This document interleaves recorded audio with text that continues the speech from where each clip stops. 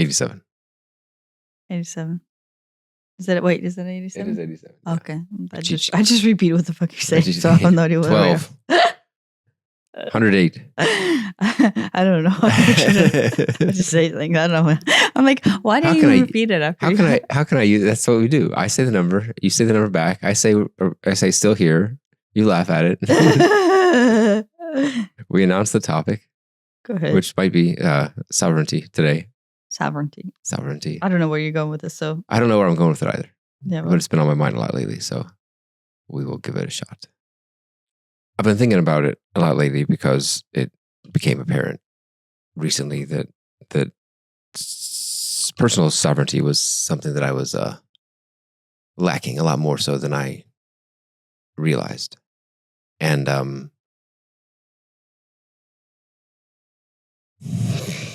how does it reflect on you?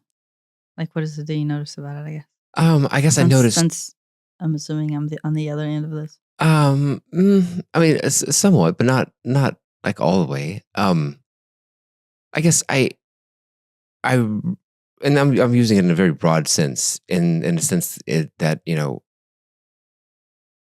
like if you don't have personal sovereignty, then like you are at the whim of a lot of things. At the whim of like not just like your own feelings and emotions, but also maybe other people's feelings and emotions and opinions, and the other things in the world will have the ability to kind of drive how you think and feel and act. And when you give your sovereignty away, because we all have it, and we just decide to give it away. That's what it is. It's not like, it's kind of like, you know, enlightenment. It's like, it's in there. You just have to get all the crap off from on top of it. The sovereignty's in there. You just have to decide that you decide that you have it after all, and decide that you're going to stop giving it away. And so I guess after a lot of, you know, soul searching lately, I guess bringing it back. Which is weird because it's like, I say this about a lot of things, but it's at one level, it's just mind-numbingly trivial and easy to do, because it's like, oh, if you just decide you have it, then you have it, and that's kind of the end of it. And on the other hand, it's like, what does it mean to have sovereignty? I guess to not be, to have like almost like a control of yourself, a control of your life, a control of your path, control of your, control might not even be the right word, but it's like, certainly to not be maybe easier to describe what it isn't. Not having sovereignty means that you have, well, I mean, a good example for me is that, you know, I would be at my mood, my mental state might be at the whim of, I say at the whim of you, but I mean like in a weird reflective type manner, like how I perceive you would, I mean, there's a link here to codependence as well. Codependence is the opposite of sovereignty. Were you talking about sovereignty, or were you talking about codependence? And they're the opposite of each other. I think it's both. I think they're the opposite to a degree, but I think sovereignty is the larger thing that encompasses it in a broader sense. Like if you are codependent, then you certainly don't have sovereignty. But even if you're not codependent, you still might not have sovereignty. You might still be at you know, at the whim of something else, even if it's not another person. Even if it's if you are all about the news, and you're watching the news and you get all worked up about, I don't know, whatever's going on, the war and then whatever, and then you don't have sovereignty because you have lost it to whatever the event of today is. Yeah, but when you use word control, sovereignty means control. Yeah, control's the wrong word for that. Control is more like you haven't given it away. Saying control makes it seem like this is a control thing, and it is not. It is not a control thing. It is a inner peace thing. It is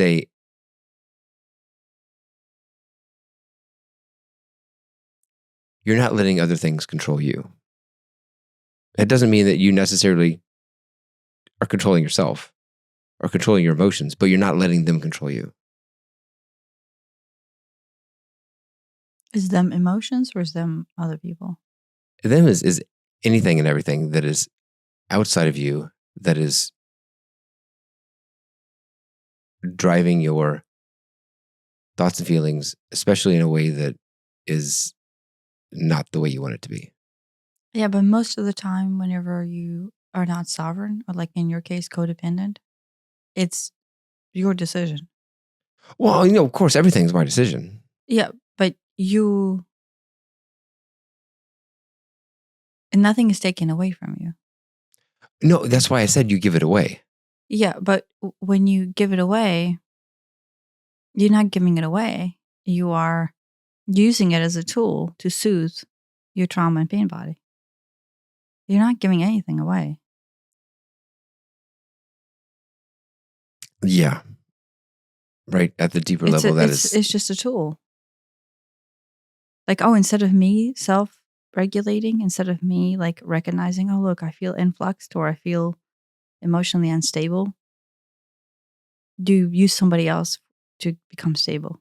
Yeah. I don't know if that's sovereignty. Is it sovereignty? I think that's sovereignty, yeah. Or at least an aspect of it. Right. No, that's it. There we go. Should have led with that. That's a much better way to define it. And yeah, whether that's a person, whether that's current events, whether that's stuff, those are all just slightly different flavors of, I think, the same thing. Yeah, but when you say your thought process is to decide that you have it, well, is that like, right? I would argue to say that's not the solution. Well, that's why I was saying that on one hand, it seems easy because you can decide to stop using it as a tool to and regulate yourself. And on the other hand, for me, it sometimes seems incredibly complicated because I'll dive down into the nuances of any little detail about any specific event, and then it's a tornado of crap. It almost. Are you talking about event in the present or event in the past in childhood trauma? Event in the present. Going to the past, the childhood trauma, is the way to deal with it. That's the way that I've found is to connect it back to what is it originally that made me decide that using this as a tool would be helpful. Right. And for me personally, it comes down to, from an early age, I was told or got the impression that I am I don't have any intrinsic value. I'm not loved. And so I would do whatever I could to get that through, manipulating people or achieving stuff or whatever it is. So I was always seeking this external validation from other people because I didn't feel it myself. And anything at all would just feel so good that now, over across 40 something years, I've developed this, habit that works. I get a little bit of attention, I get a little bit of love, and that feels good. And then, okay, repeat. But the problem is that, why do I need that in the first place? Right? Why? The problem is that's not something that anybody should have to do in order to feel loved or good about themselves or anything. That's clearly messed up. So the problem is feeling unlovable or unworthy or unsafe or whatever down there at that root childhood level. That is the problem to be addressed. And addressing it there makes the whole, house of blocks on top of it just fall over. Because it's, we've used this analogy before, if you're dealing with it up here at, whatever the issue is, build the office or whatever, yeah, okay, you take a block off, but there's 15 more below it. But that's that bottom block that is the problem. The root problem that is causing all these other non-problem problems on top of it. How do you deal with that? I've been thinking a lot, meditating a lot on how I felt really young. And it's kind of sucks, but it seems to work. Just feeling it, letting it flow through, and realizing that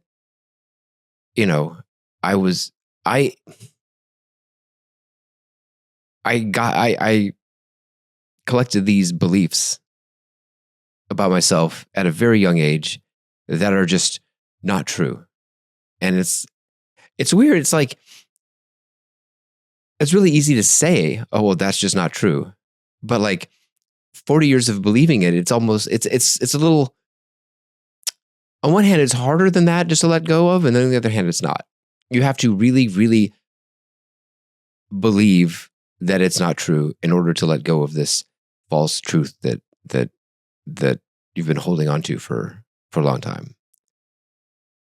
Sitting with the feeling of it and almost like playing it out in my mind, really kind of loosened it up. And then it does the thing where, most things do after I go through some letting go process, where it becomes like funny in a way. I think funny is just a trapped energy showing itself. Like instead of crying. Yeah, well, no, there's crying first, and then eventually it becomes funny. It becomes like almost like that's so bizarre that was the thing. I'm not saying it's gone, but it's largely released. Yeah. I don't know. That's my clue that, I'm on the right path when, after days of, nothing, and then days of crying, then there's days of, okay, it's like humorous now in a weird kind of way. It's my reaction is no longer numbness, and it's no longer crying. Now there's actual laughter at a weirdly deep level. Yeah, I don't know. I've seen some weird laughters though. In yourself? In me? And what do you mean? I guess sometimes I laugh in a weird way too, but yeah, it seems strange. Yeah, it's not like it's a joke funny. It's like,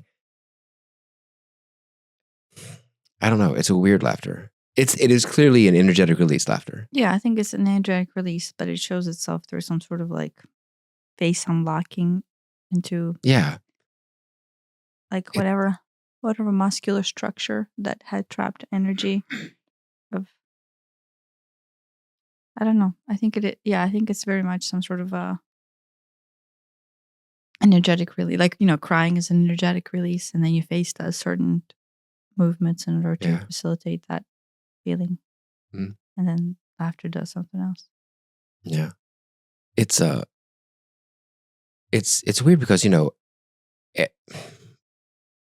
logically I knew that this was there, but like as I went into it, I'm like, I just don't feel it. And that's really frustrating because it's like, I feel like it's this, locked box, and I'm just poking at it and trying to figure out a way in because I can't feel it. and I can't. It feels unapproachable. And then eventually, the weird, this is a weird way in, but like I really, it was like if you had asked me a month ago, do you think everything my parents told me was true? I'd be like, no. And I could list off plenty of, factual examples. You could Google it, and it's clearly not true. But somehow, the idea that I am unlovable was in there, and in a deep way that was hard to let go of until I'm like, wait a minute. Well, they also said crab apples are poisonous, which turns out they're not. I don't know, some way to stop me from eating the crab apples or something. And then I'm like, oh, look at this. Here are two things that just both happen to be not true. And somehow that clicked, and it just made it just clicked.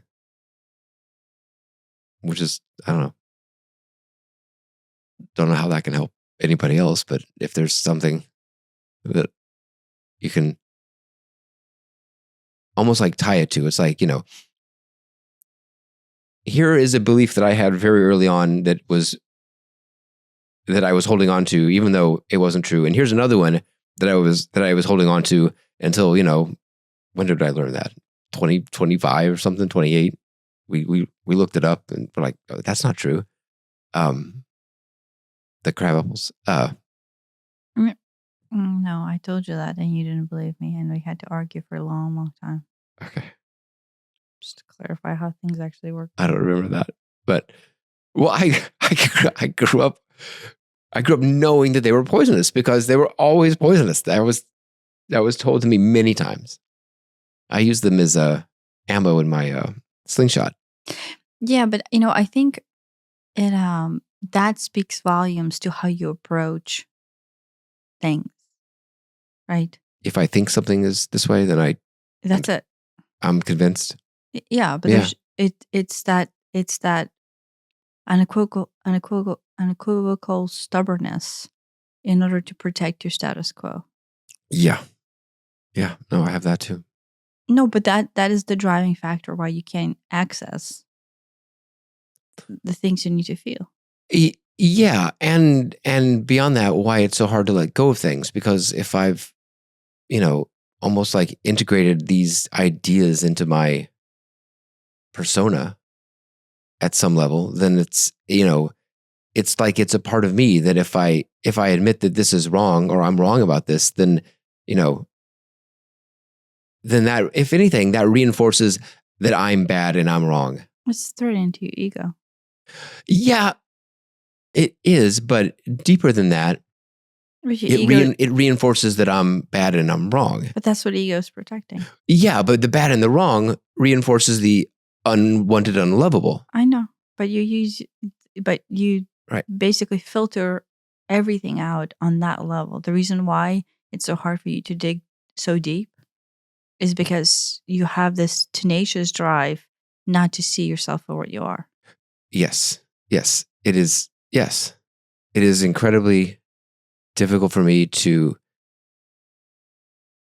see where I'm wrong, where I've messed up, things like that. Yeah. But that's like, do you know when I'm talking about, whenever we talk about awakening or enlightenment or awareness, and I said that it requires like tenacity, and it requires will, and it requires like courage to go past self. Mm-hmm. And that's why half of the time when I'm like, wow, the amount of work that it takes me to get past self and then stay there is unsurmountable. Sometimes it feels unsurmountable, right? And so the tenacity to stay in that space of pain in order to just recognize that this is something that I believe, and then I need to acknowledge it before I can integrate it. You have that much tenacity not to go. Yeah. Now, it's not a shot. I'm just observing, right? Like, no, it's true. the amount of energy that I use to stay in that space, with you, that energy is spent not going to that space. Yeah. I mean, this is true. It has always been difficult for me to do that. But but if you do a brushstroke personality evaluation on yourself, right? And like, oh, am I open-minded to new concepts? That right there is like to determine whether or not someone can get past themselves is how open-minded they are in general. Right? Yeah. Like, we had a conversation about there you go, same story. Somebody told me that apricot pits were poisonous, right? And I use apricot oil on my face. And then I told you, this was like, I don't know, a couple months ago, they're like, oh, apricot pits are poisonous. So anytime I put apricot oil on my face, it's associated with the smell of apricots from my childhood. And then I go, oh, I'm putting poison on my face, type of a thing, right? And then you're like, oh, I don't think they're poisonous. And I'm like, oh, and the openness at which I went, yeah, maybe I'm wrong. Do you know what I mean? Like, there was not an influx to the point where it was so threatening to just the idea of apricots not being poisonous, or apricot pits, that I was okay with that not being my truth. Like, I was okay to rewriting that truth, right? Do you know what? But I think that's like a mindset into willingness to be open. Yeah. I mean, that's something that I've struggled with as well. Yeah. Just because I do tie, like being right, being wrong to some sort of identity thing, especially, being right. Yeah, that's nice, but being wrong really, really hurts. And it's, now it's clear that it hurts because being wrong equals being bad or unwanted or unloved. Does it really in real life? No, but that's how it feels. And so that's the truth inside of me. Yeah, which has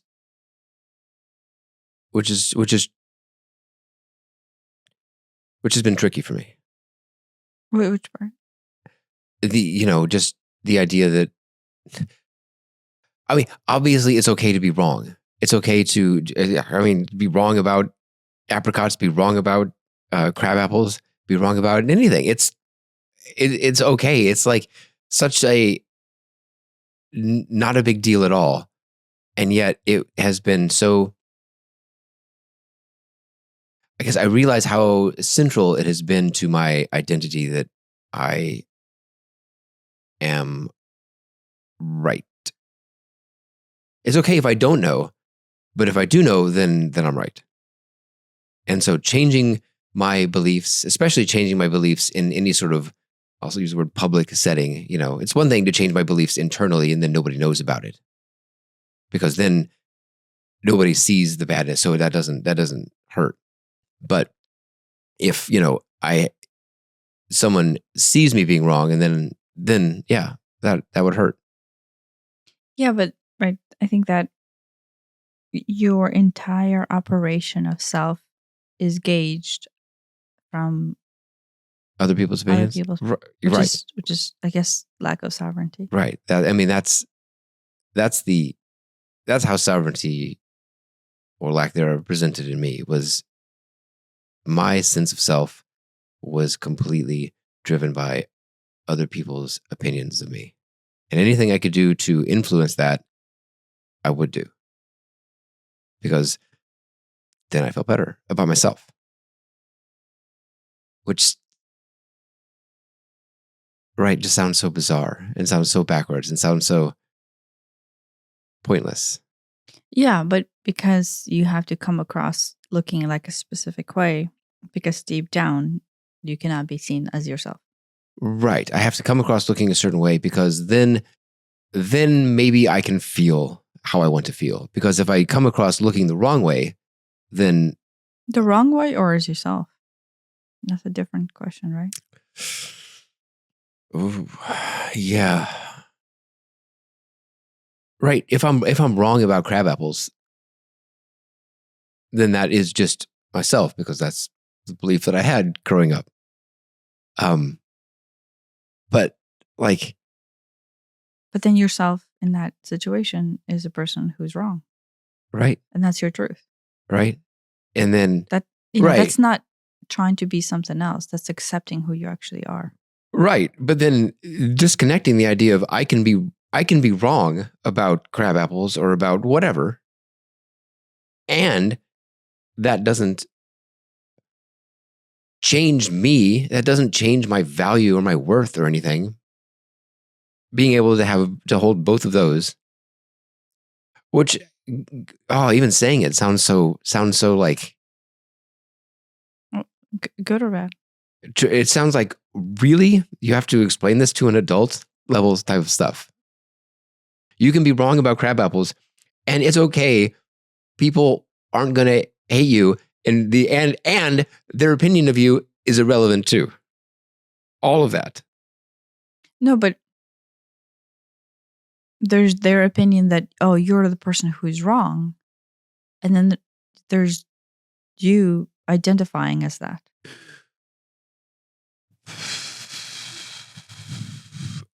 Yes. That's maybe that's what I meant by their opinion isn't important at all. In that their opinion doesn't drive how you feel. Maybe that's a fourth step beyond that is, and you are a worthy person is its own thing, independent of being right or wrong about crab apples. That has zero to do with that. There is an intrinsic value in you and me and every person and every animal and every rock on this planet that cannot be taken away from being wrong about crab apples. Yeah, but then the next transition to that is, do you love yourself as a person who is wrong about crab apples? Right. And previously it would have been a very much a no. It would have been like, oh, there's not in like a penance sort of way, but in a, well, this just shows me, and maybe more importantly, shows the world how wrong and bad and worthless and unlovable I am. But now, I love myself regardless of being right or wrong about crab apples. It doesn't. They're so disconnected that it makes no sense that they were connected in the first place. I cannot. It's bizarre. I think that's where the laughter comes from, is that it's like, it feels so, I don't know what the word is, disconnected. It's like, there's a lens cap over there. I don't know, that has zero impact on me. Right? Okay, it's there or it's there. It's not a thing. And crab apples is not a thing. Yeah, but then where does the love of self come from? I mean, I think I think for everybody it's in there, but it's been buried by crap over the years.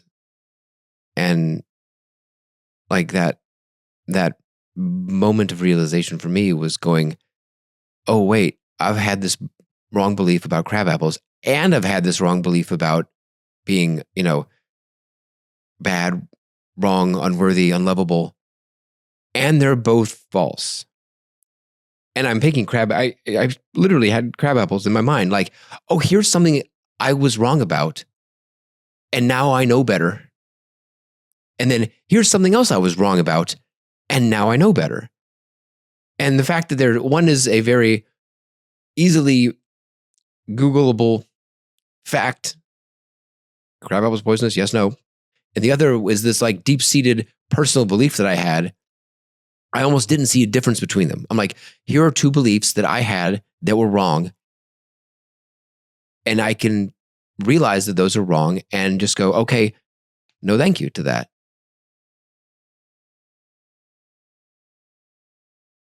Like that was like the moment when I'm like, oh, I don't have to have this belief anymore. I can let it go. And just as easily as I can let go of being wrong about crab apples.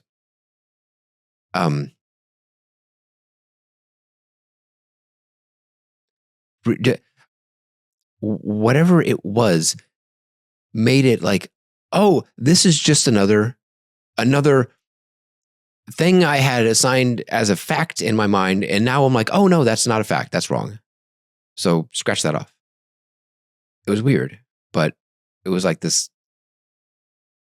light bulb moment.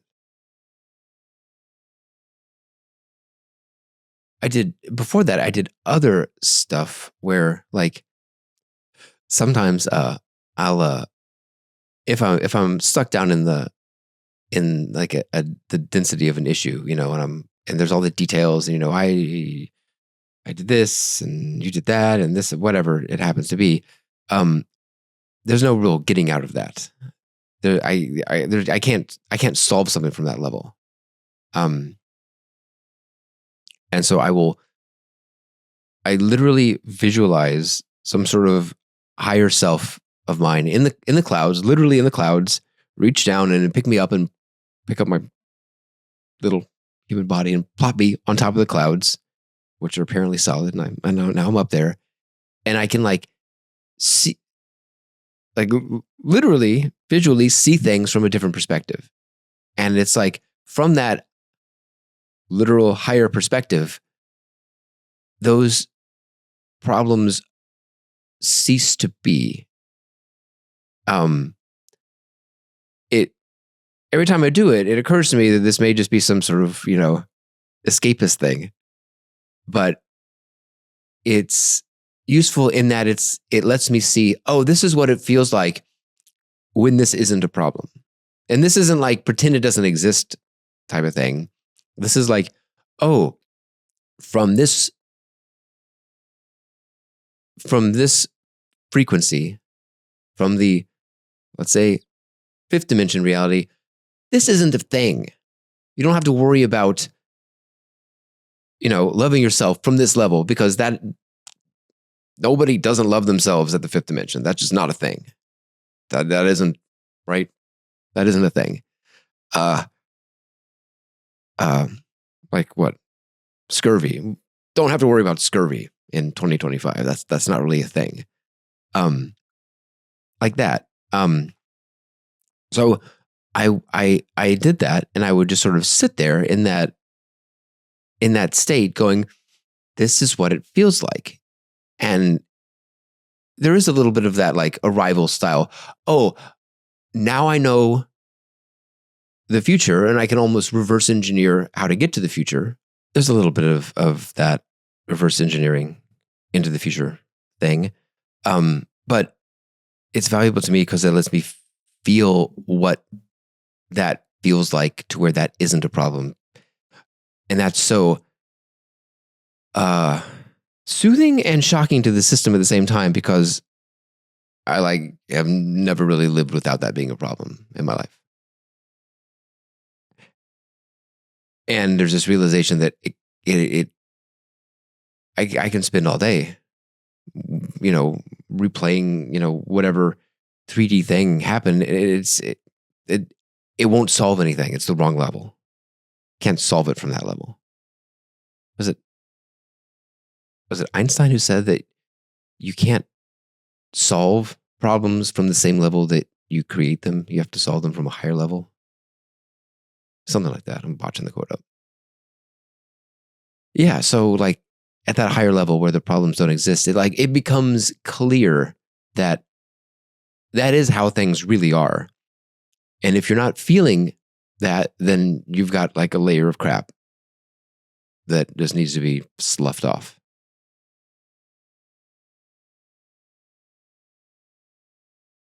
And then what? And then it's back. Maybe it's down a level to deal with the sloughing. Right?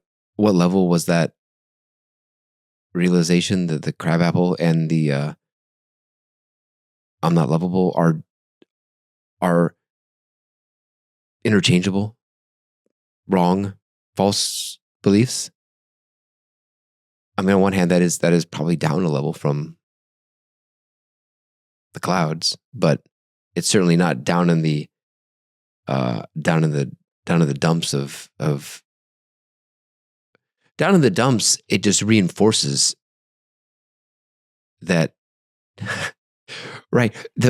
My original naive approach is, trying to like convince myself that I'm lovable after all, which didn't work, because it's like I'm trying to convince it up here when my actual belief is down here. I'm getting up and down backwards from this, but right.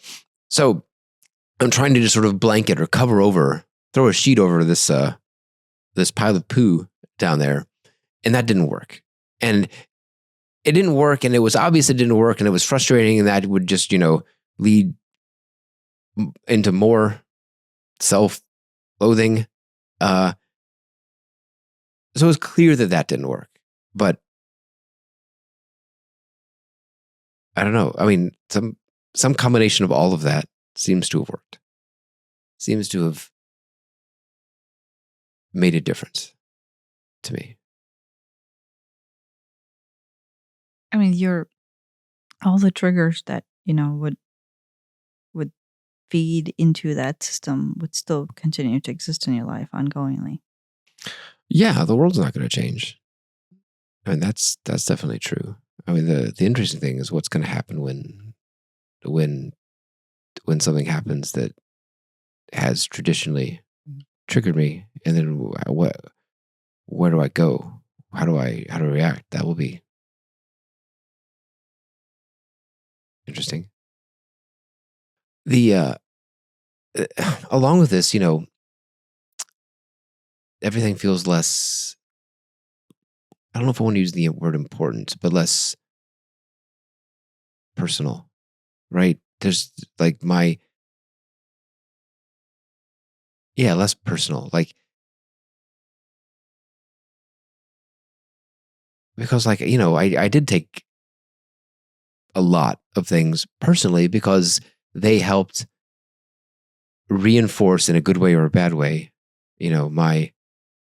how I would feel about myself. Oh, this, whatever happened, okay, that makes me feel better about myself. Oh, something else happened. Oh, that makes me feel worse about myself.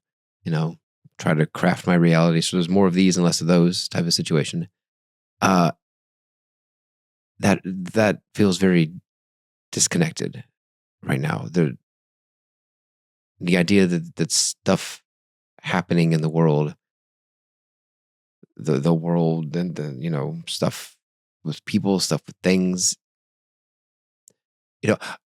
I may or may not like what is happening in a life circumstance type of situation, right? I don't like when I stub my toe, but stubbing my toe doesn't mean, oh, I'm such a klutz, I'm such an idiot, and I'm, now I'm unworthy and unlovable. It's disconnected from how I feel about myself, which is kind of neat, because it hasn't been. And it's really, it's one of those situations where it's like, oh, look at that. I would have like completely taken whatever it is very personally, like very, I don't know, in a good way or a bad way. Like, oh, this would have really made me feel good about myself, or this would have really made me feel bad about myself in the past. I have been bumping myself an awful lot lately. Like, I don't know if this thing's going to heal, because I keep scraping the scab off.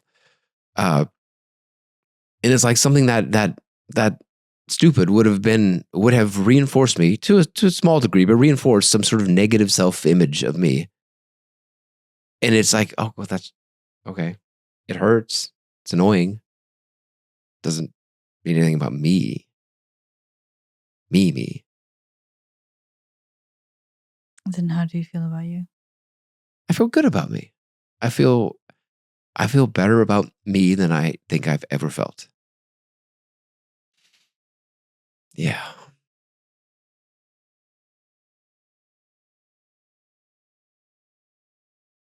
But it's weird seeing the things that would have pushed it one way or the other. And being like, numb's not the right word. It's interesting. It's really interesting to see him and see how many there are. Because it is like a lot all day, every day. Like realizing the mental baggage that represented, like, oh my gosh, how much energy was being spent on, pulling me up, pushing me down, and then trying to shift stuff around so that I have more of these and less of those. That's a lot. It's a lot. Like, I don't think you have any idea how much I'm talking about. It's a lot. It sounds like a lot. It's a lot. I mean, if it's scab on your finger is going to go into that definition, that's just... I mean, like literally everything. I'm trying to think of something that wouldn't. Maybe not everything, Okay, the lens cap is here versus there. That doesn't do it, but a lot of stuff. I don't know. Lens cap's on the floor, maybe, because then I'm bad and I didn't pick it up. It's a lot. Yeah, but then, in that case, what is it that you spend time doing for the right reason? Hmm? In that case, what is it that you spend time doing for the right reason? What do you mean? Like, if everything that you do is solely there to feed your ego to either be good or bad. Oh, yeah. I don't know that anything was there for the right reason. Like, there's nothing in the world that exists that is actually authentic. Right? It's all part of this, like, mustache twisting scheme. Yeah. I don't know.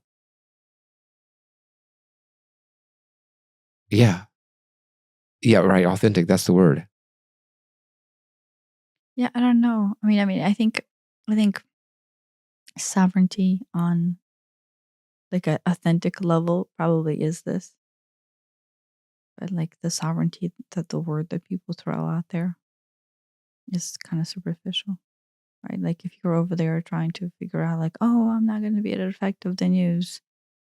That's not Right. It's at the wrong level. If you're like, oh, how do I not be affected by the news? It isn't the news. The news is some sort of trigger that is causing you to like, oh, well, I need to know, I need to be in the know so that I can feel better about myself because, deep down I feel like, I feel stupid or I feel, like I'm not involved enough or I'm not worthy. But if I know stuff, then I'll be worthy. That's the actual problem down there. The news is just a way to, it's a solution to the problem in as much as alcohol is a solution to feeling like crap. But then, in the same way that, well, you drink alcohol and you get hungover, you watch the news and then you feel crappy because there's nothing good on the news. It's all bad news. That's the whole idea of the news. So whatever it is not exactly the problem. It's easy just to turn off the news and not watch the news. And while, yes, I would recommend that for everybody, that is, to a degree, an escapist way out of it. Because you're still not addressing whatever that deep down problem is of, I have to know. Well, why do you have to know? I have to know so that I don't feel like an idiot. So, and why do you feel like an idiot? Well, because I'm actually a worthless piece of crap that nobody loves. And watching the news is a way that I can help prove to myself that I'm not, because now I can have an intelligent conversation with Bill at the office about the economy or whatever. And now everybody thinks that I'm super smart because I know that the interest rates went up or down or didn't change. I don't know. But then I feel good about myself. Yeah. Whenever you still get your news feeds, what do you do with those? Lately, I've been going, show me less of this. Why get any of it? Well, it's not news. It's here are the handful of things that I'm interested in. I guess I don't see it as news. I see it as discussions.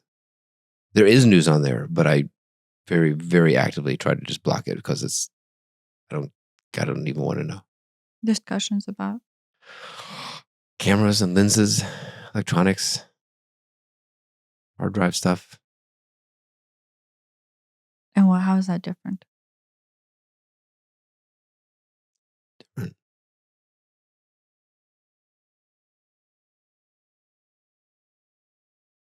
I don't know. It's like, I don't know, things I'm interested in. Does that change it? No, I'm asking you to analyze it. Yeah, I don't know. I mean, it's more interesting than pictures on Instagram to me. I mean, I can see how it could feed now I know about, it doesn't have to be the news. It could be about cameras. It could be about anything. I can see how it can feed that.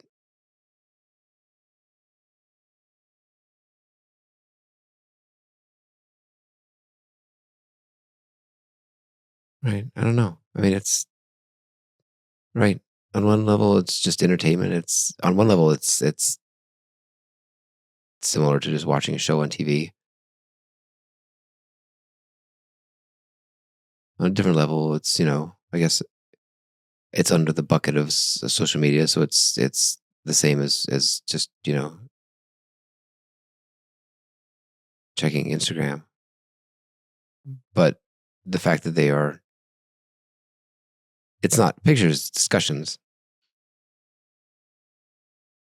I don't know. I'm gonna have to think about that. How that is different, if it is different to me. I don't think it's. I don't think it's now I know and now I feel better about myself. I don't think it's that. Maybe at one point it was. Yeah, but with you, if it comes down to other people, a lot of the times it's like, oh, at least I'm not this.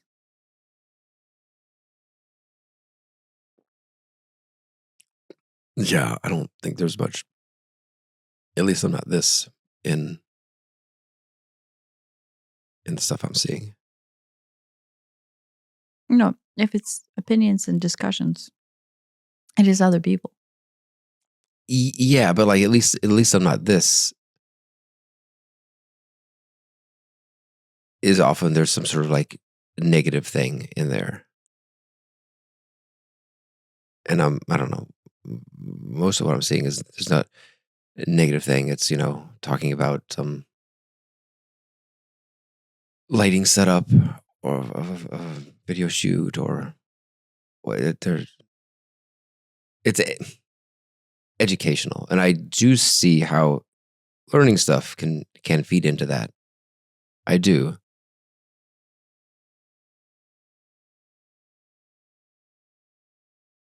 I don't have to think about that. I say as opposed to I don't know, gossipy stuff where it's like, oh, at least at least I'm not that. I definitely had a lot of that because right, I would make myself feel better because at least I'm not whatever some bozo did, and then that would make me feel slightly less bad about myself. I do see the danger of, oh well, now I've learned whatever, I know whatever, and therefore I can feel better about myself. I see that, and I know I used to do that. I don't know. It doesn't feel like I'm doing that with this right now. I'm gonna have to think about that though. So then when you're centered and you're sovereign, then what? It's on one hand, it's peaceful. On the other hand, there's more awareness of emotions, and maybe they're good, maybe they're bad, but I'm more aware of it, and I'm okay with it. It's okay to be angry, okay to be mad. It's okay. it doesn't mean anything about you as a person. It's okay to be angry. Doesn't the past being angry with that? Yeah, in the past being angry was bad. But it's like, that's fine. Why was being angry bad? Yeah, being angry bad is like, I don't know, some also false belief that, you're not supposed to be angry. Shouldn't be angry. Shouldn't be, you should always be, the goal is to always be happy. You shouldn't be angry. If you're not happy, something's wrong. Something's wrong with you. So, which is bonkers. It's just bonkers. Right? So it's like, I would feel bad about not feeling good. It doesn't. As opposed to just not feeling good, period. Right. I didn't feel good. And then I would feel bad about feeling bad. And that would just make it worse. And then I would feel bad about that. And, however many levels deep my brain could do it. Right. And that's that tornado of crap I'm talking about, where it just feeds itself some sort of negatively reinforcing death spiral.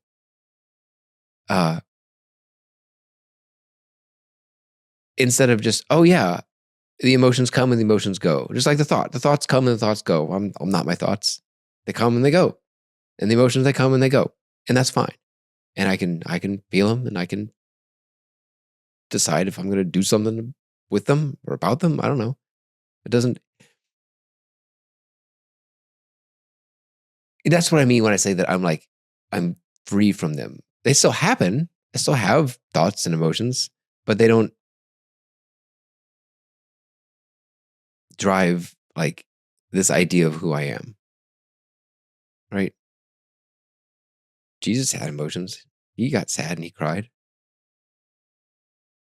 When Lazarus died? I don't remember. That's fine. You can be sad. You can be happy. You can be mad.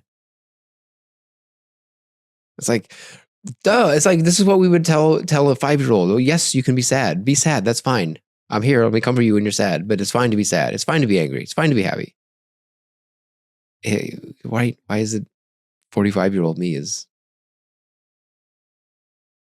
It's bizarre. It's taken that long. It's bizarre that I've almost reinforced it to myself over those 40-something years as this weird like identity thing. I don't know if there's anything to wrap that up. I don't know. I mean, I guess where you go from here? I don't know. Right now I'm excited to see what happens when there's something that would have triggered me, and see what I do with it. Right? I mean, there's, yay, the little triggers, but, some sort of big trigger, see what that would do. Inviting that in. I mean, it's going to happen eventually, right? There's no living life without that. I'm not in any hurry, but, when it happens, it'll happen. And then I'll see, and, I don't know. But thanks for listening. Thanks for listening. Said it as a question. Thanks for listening? Question mark.